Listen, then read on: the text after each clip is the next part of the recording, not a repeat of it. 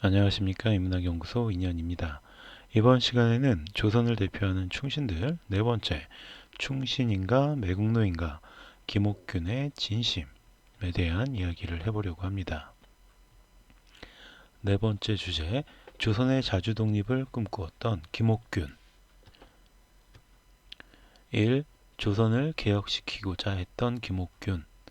개혁을 꿈꾸는 사람들은 언제나 있어 왔습니다. 특히 나라가 어수선할 때면 이런 시도는 더욱 늘어났죠. 김옥균 역시 조선 말 나라가 어수선한 상황 속에서 구조선을 신조선으로 변화시키고자 했던 인물 중 하나입니다.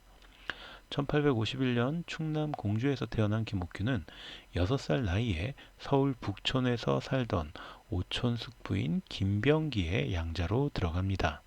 어려서부터 문장, 시, 글씨, 그림, 음악 등에 두루두루 다재다능했던 그는 입양된 이후에는 오로지 과거 준비에만 전념을 해야 했습니다.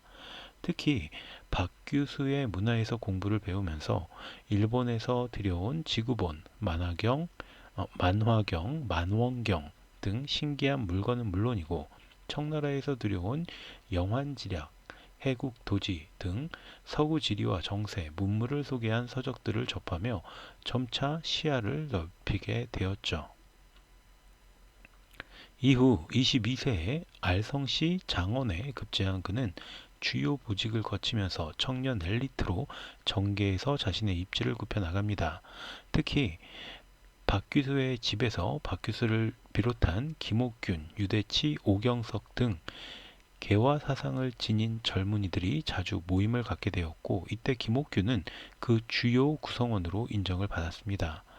그리고 1876년 강화조약이 체결된 후 개화파 청년들은 나라의 자주 독립과 실력 양성, 개혁을 추진할 정치 단체의 필요성을 절감하고 신분을 초월한 비밀 결사를 결의하게 되는데 이들이 주축이 되어서 김홍집, 이동인, 김윤식, 박영효, 김육일준 등과 함께 나라의 자주 근대화 및 개혁파의 세력을 확대해 나갔습니다.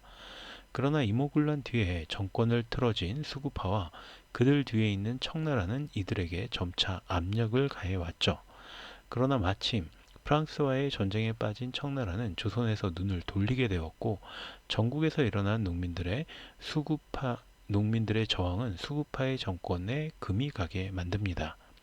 그러나 아직도 수구파와 조선에 남은 1500여 명의 청나라 군사들은 이들에게 부담이었습니다.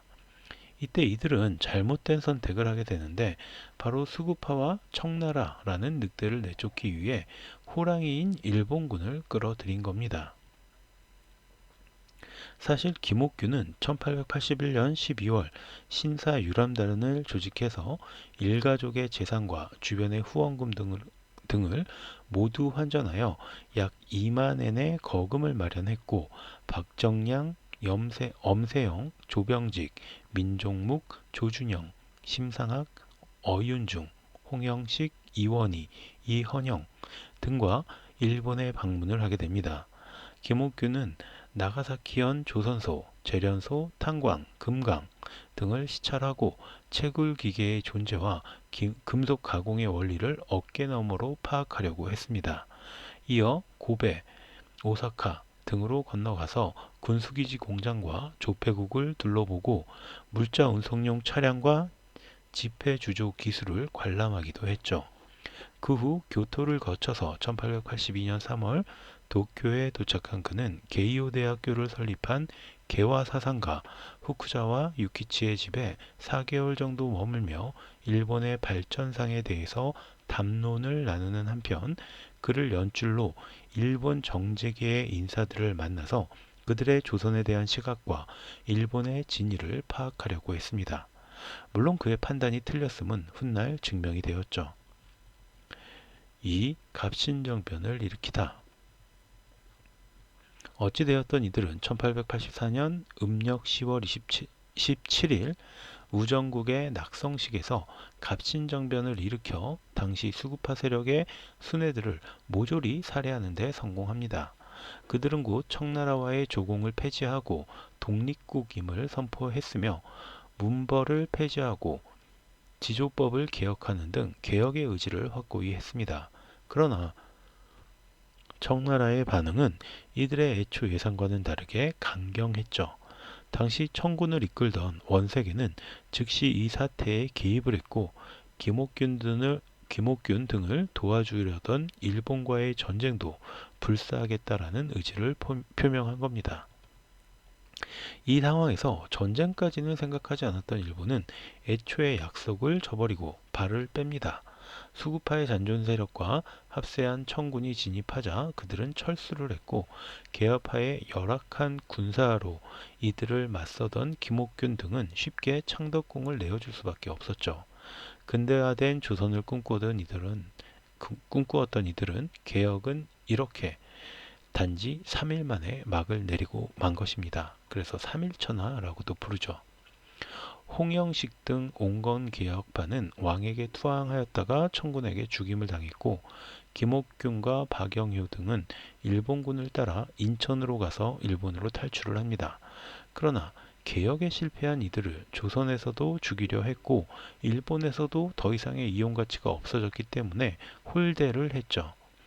1886년 김옥균은 일본에서 고종에게 청국과 일본 모두 믿을 수 없는 나라이며 이들에게 의지하지 말고 구미와 교역을 하고 내실을 다지며 개혁을 해야 한다라는 내용의 편지를 보냈습니다. 그러나 그의 그런 마음을 받아들이기에는 그들이 벌인 일이 워낙 커다란 반란으로 비춰졌기 때문에 받아들여지지 않았죠. 결국 막다른 길에 놓인 김옥균은 1894년 청나라를 이끌고 있던 이홍장을 만나기 위해 청으로 건너갔지만 조선에서 보낸 자객에 의해서 한많은 삶을 끝마치게 됩니다. 이후 대역죄인의 신분으로 그의 시체는 능지처참을 당했지만 1895년 반역죄에서 벗어나게 됩니다. 그러나 문제는 일본이 이 김옥균의 죽음을 이용해서 그가 청나라에 의해서 암살된 것이다 라면서 그를 영웅화시키고 자신들의 청과의 전쟁의 당위성을 부여하는 데 사용했다라는 거죠. 그뿐만이 아니라 김옥균의 삼화주의, 한중일 삼국이 공존과 화맹을 통해서 서양의 침략에 대응하고 아시아를 부흥시키자라는 주장을 교묘하게 위장해서 자신들의 대동아 공영권의 명분을 만들기도 했습니다. 3. 그의 진심은 어디에 있었나? 결과만 놓고 보자면 그는 결국 조선을 위한다는 명분 하에 일본군을 조선에 끌어들인 매국노라는 오명을 피할 수가 없습니다. 그러나 그가 바랬던 것은 자신의 영달이나 부귀라기보다는 근대화된 조선의 모습이 아니었을까 생각이 됩니다. 김옥균을 비롯한 갑신정변 주도 세력은 조선의 완고한 풍속을 교도하여 변화시켜야 할 것이라고 간주를 했죠. 정부 조직에 대해서도 무조건 타파하기보다는 운영의 모순을 바로잡으려고 했습니다. 이들은 조선의 전통적 가치를 바탕으로 개혁을 추진하고 서구와 문명화의 논리를 수용하려고 했죠. 특히 당시 조선의 주권을 위협하였던 청나라로부터 독립을 달성하려고 했고 근대적 독립국가를 지향했다라는 점에서 근대 민족주의 운동의 하나로 볼 수도 있습니다. 다만 그들은 일본과 서구 제국주의의 침략적 성격을 제대로 읽어내지 못했다라는 한계점은 분명하게 있었습니다. 그가 이끌던 개화파가 갑신정변으로 정권을 잡은 후 고종의 사촌형을 영의정에 온건파였던 홍영식을 좌의정에 앉힌 것으로 보아서도 그가 자신의 부귀를 위해서 거사를 벌인 것은 아니라고 생각합니다. 그러나 그들이 벌인 갑신정변이 실패를 하면서 그 역효과가 더욱 커졌죠. 수구 세력의 반동을 불러와서 개화정책 추진에 지연을 초래하였고 개화에 대한 부정적인 인식도 키워주었습니다. 그러나 한편으로는 정변의 지향, 목적, 민주제도와 인민평등의 가치가 일반인들에게 알려지는 계기가 되었고 재능에 의한 출세와 사회적 지위 획득이 가능한 근대적 가치를 백성들에게 전파할 수 있었습니다. 실제로 갑신정변이 추구했던 개혁의 내용과 지향성은 이후 가보개혁 등 각종 개혁운동에 영향을 미치기도 했고요.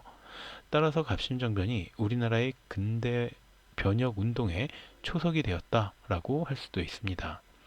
이런 것들을 고려해서 결과를 떠나서 그의 동기 자체만을 본다면 김옥균에게 조선의 충신이란 이름을 부여해도 좋을 것이다 라는 생각이 들어서 오늘의 주인공으로 삼아 보았습니다. 자, 그럼 오늘 이야기 여기서 마치도록 하고요. 저는 다음 시간에 또 다른 컨텐츠로 인사드리도록 하겠습니다. 오늘 제가 들려드린 이야기가 여러분의 흥미와 호기심을 조금이라도 만족시켜 드렸다면 구독과 좋아요도 부탁드리겠습니다. 감사합니다.